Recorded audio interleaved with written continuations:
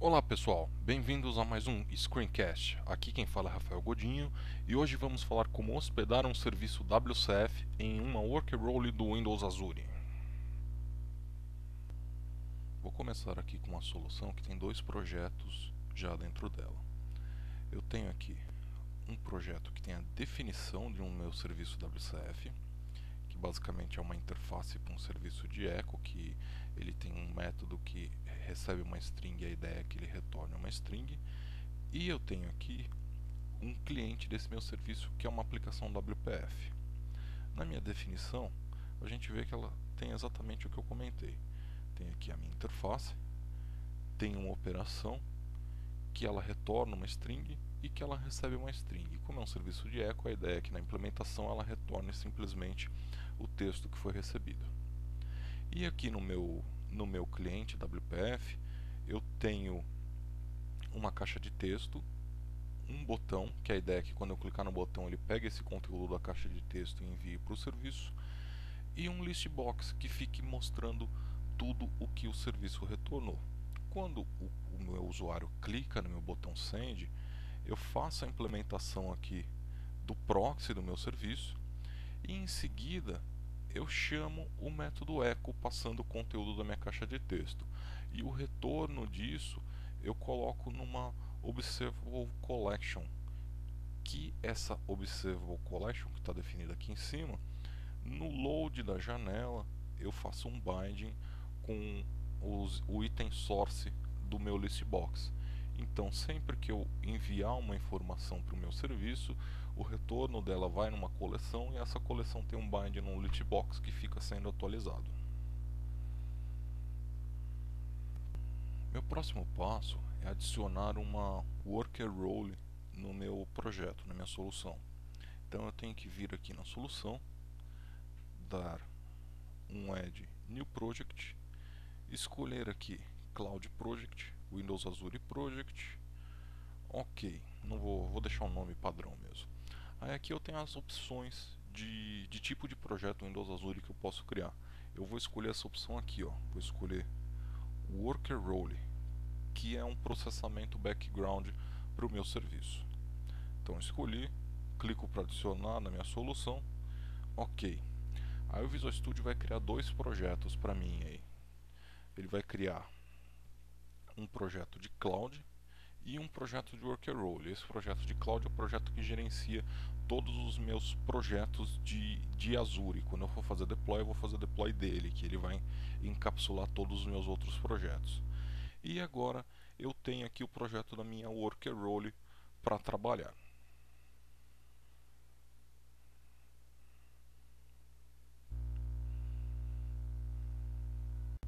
Meu próximo passo é começar a trabalhar o serviço WCF na minha worker role. Para isso eu preciso adicionar duas referências. Tenho que adicionar a referência para o WCF Definition, que é onde tem a definição do meu contrato lá, a interface de echo.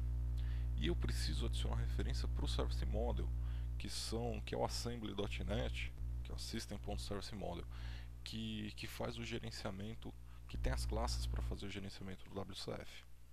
Feito isso, agora eu posso implementar o meu serviço. Então venho aqui, dou um add class e vou adicionar um echo service. Nessa classe eu tenho que falar que ela herda de WCF Definition a echo service. Aí com isso eu mando implementar o método echo, onde eu vou simplesmente fazer um trace, porque eu quero gravar o que eu estou recebendo, e vou retornar o que eu recebi. A única modificação que eu tenho que fazer aqui é adicionar um service behavior. Service behavior, usem-se esse mapa, e passar um address filter mode igual a n. Isso aqui é necessário porque, com o nosso serviço no Windows Azure vai estar funcionando através de uma estrutura de load balancing, vai ter uma camada entre o meu cliente e o meu serviço, uma camada de comunicação intermediária do próprio Azure. Então o serviço não vai receber a requisição do endereço próprio dele, ele vai receber a requisição a partir desse endereço do load balancer do Azure. E se eu não colocar isso, o meu serviço rejeita a requisição. Então eu preciso informá-lo que ele pode receber requisição de outros endereços. Após isso, eu preciso adicionar a parte de configuração do meu serviço. Então eu venho aqui no meu app.config e vou adicionar a parte do System Service Model. Então System.Service Model, eu quero adicionar aqui um binding, que eu quero fazer uma configuração específica no nosso binding. Eu vou adicionar um NetTCP binding, que é um binding que a gente vai usar para comunicar. Binding Security Mode igual a none. Não quero implementar segurança no meu serviço. E agora eu adiciono o meu serviço. Então Service name vai ser workerrole 1.echoservice. Endpoint, eu vou adicionar o ABC, o address, binding, address eu vou chamar de echoservice, binding é o nosso NetTCP binding que a gente configurou ali em cima, e o C, que é o contract, é o meu WCF definition.iechoservice. Se tiver tudo certinho, isso deve funcionar. Notem aqui que no address eu não passei o endereço completo, eu só passei o echoservice, que seria o nosso endereço relativo, que o endereço completo eu vou ter que fazer via código, por algumas questões de porta e endpoints que o Azure tem. Para que meu serviço seja exposto no Windows Azure, eu preciso configurar o Azure para que essa camada de balanceamento exponha algumas portas pré-definidas pela minha aplicação. Para isso, eu venho nas propriedades aqui do meu worker role, escolho a opção Endpoints e adiciono um endpoint. Então venho aqui, add, vou chamar esse endpoint de echoservice, digo que ele é do tipo input, o protocolo que eu quero que ele utilize para comunicar. A gente está usando o NetTCP Bind, então vou manter o protocolo TCP mesmo, e a porta que eu quero que o meu serviço utilize. Eu vou configurar meu serviço para utilizar a porta 8080. Salvei, e com isso agora eu estou dizendo para o Azure que o meu serviço vai usar uma determinada porta, para ele abrir essa porta na camada de balanceamento, e deixa essas informações passar para chegar na minha instância ou nas minhas várias instâncias, que eu posso ter mais de uma instância rodando, do meu serviço, para ele poder se comunicar com o meu cliente. Eu estou agora com todas as configurações prontas. Meu próximo passo é começar a colocar o meu serviço no ar.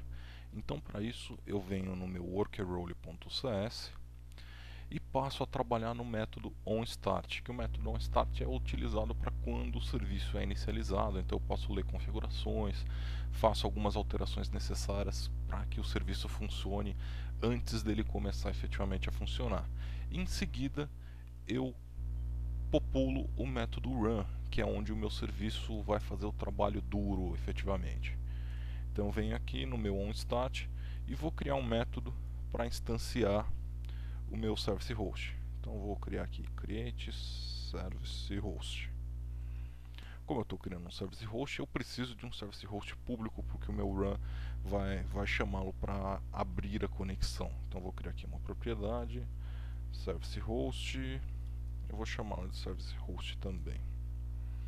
Legal. E eu vou mandar o Visual Studio criar um stub do create service host para mim, e eu começo a trabalhar. O primeiro passo que eu tenho que fazer é ler aquele endpoint que a gente configurou, aquele endpoint do Azure.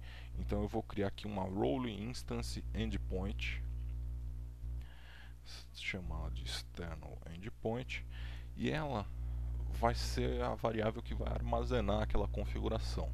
Para ler aquela configuração, eu preciso utilizar uma variável chamada role environment, current role instance, ponto instance endpoint, e passo o nome que a gente configurou. Se eu não me engano, a gente configurou como echoservice.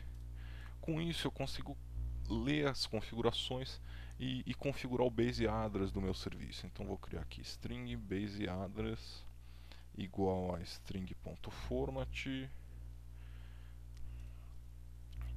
e vou passar o nosso endereço. Então net.tcp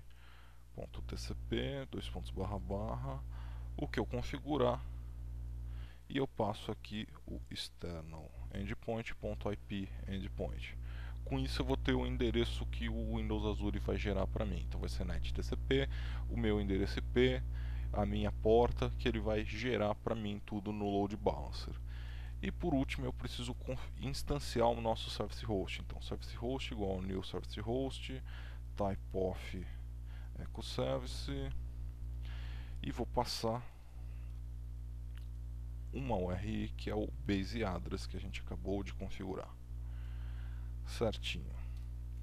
E o meu último passo é subir o meu serviço. Então no meu método run eu venho aqui, falo servicehost.open. Agora o meu serviço está pronto para ser hospedado no Windows Azure.